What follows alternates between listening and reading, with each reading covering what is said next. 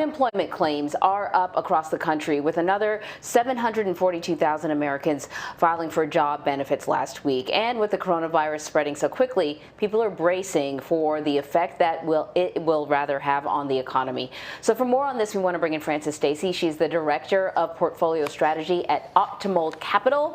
All right, so we start things off by looking at the unemployment claims. They had been trending downward for a while, still high, but at least the trend was moving in the right direction. But this week, we saw an increase. 742,000 people filed in the past week, up 31,000 from the week before. Is that a sign that things are going in the wrong direction? How concerning is this to you?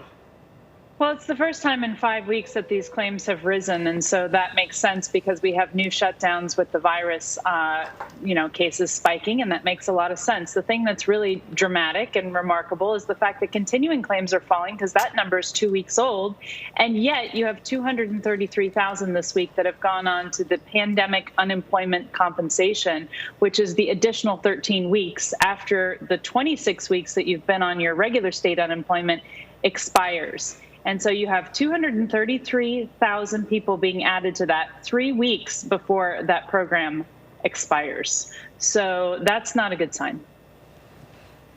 Frances, cities and states are preparing for the worst as the number of cases of COVID-19 keep increasing. Businesses have been forced to be creative to stay open.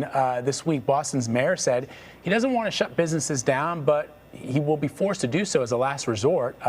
And now you know that New York City's schools have gone completely remote. What happens to our economy if we have another shutdown like the one we experienced back in March and April?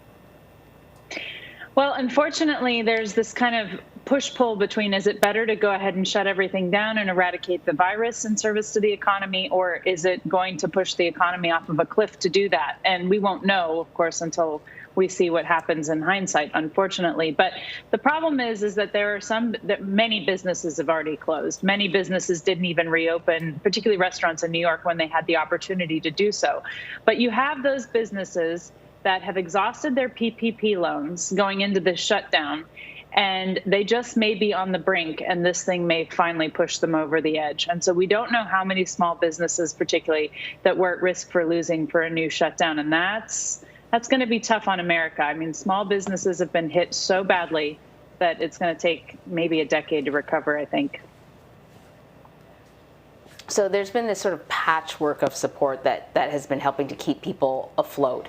But now we have about 12 million people who are set to lose their unemployment benefits the day after Christmas. Timing could not be worse. There are programs, these are programs that were started during the pandemic that give aid and gig workers some workers and other unemployment benefits, extra unemployment benefits for an extra 13 weeks. But what happens if people don't continue to receive these benefits? This is the biggest problem that we're facing right now. If 12 million people lose their benefits, let's just say half of those 6 million people then get evicted because, of course, at the end of the year, also the eviction moratoriums expire. Student loan debt forgiveness expires. So you just have this sort of compounding effect, and it's kind of like, the river's wild. They all converge at once. And there are going to be a significant amount of people that not only lose their unemployment benefits, lose their Christmas, but they lose their homes as well. And that's going to weigh going forward. And it's why it's very important, although we stress this every week, that Congress gets something done on the fiscal side. It's even if the priority is low, it's very, very, very important. And it's sad, as Jamie Dimon says, come on, guys, split the baby. Let's move on. Yeah, and Democrats and Republicans in Congress are still deadlocked on the stimulus package. Both sides maintain that they're still working to get a deal done in the next few weeks. We heard from Senate Majority Mitch McConnell and Assistant House Speaker-elect Catherine Clark from Massachusetts this week. I want to play some of that for you. We understand what is at stake for the American people, but it cannot just be a relief package for relief's sake. We cannot leave out key territories, state and local government. We have to make sure that this is a package that will deliver the aid where we need it. I'm open to a targeted bill, roughly of the amount that we recommended, $500 billion, which is not nothing, narrowly targeted at schools, at healthcare providers, at PPP, and of course liability reform. So, Francis, what needs to be in this package to right the ship, bolster the economy, and not just for a couple of weeks or a couple of months, but to really get people back on their feet? So I hear everything that everyone is saying, but nobody is going to get their ideology passed because there's just too much gridlock in Congress. So I would say that, unfortunately, I think what McConnell is saying should go through, even if Democrats hate why he's saying it, even if there's political posturing involved in it, because those 6 million, let's call it, 12 million lose their benefits, 6 million, even if half of them lose their homes potentially, or even if 3 million lose their homes, it's just not worth it. And I get it on the whole state and local government thing. I think it's kind of sad that we're restricting funding for the people because we don't agree with the politics. People are more important than politics. But I think that you do have to just get something through. We're in a lame duck session. Obviously, the election stuff is going to continue into January. So it needs to include,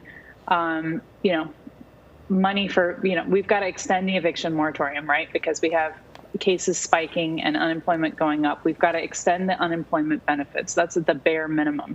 I think another round of, stimulus checks is well needed, and we don't know how many Americans are falling through the cracks.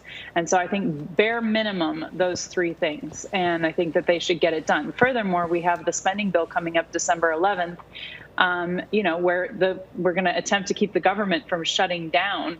I guess the government has been shut down 3 times in Trump's presidency, and they're saying that even if Republicans and Democrats can come together, which is actually a long shot given some of the political stuff. I mean, on the Republican side, you've got the offering of a $1.4 trillion bill, but it includes border wall funding. Okay, take that out for right now. Let's keep the government open.